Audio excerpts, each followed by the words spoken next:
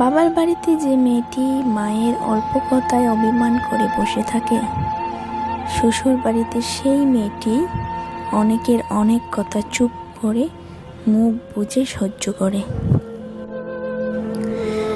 মেয়ে হয়ে জন্ম নেওয়া যতটা সহজ, মেয়ে হয়ে জীবন কাটানো ততটা সহজ নয়।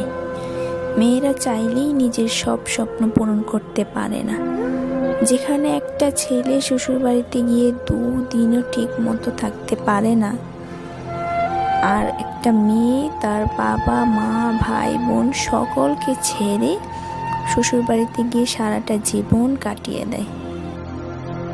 মেয়েরা খুব বড় অভিনেত্রী, কারণ তারা পাহাড় সমান দুঃখ মনে নিয়েও সকলের সাথে হাসি মুখে কথা বলতে পারে। মেয়েদের কষ্ট সহজে কেউ বুঝতে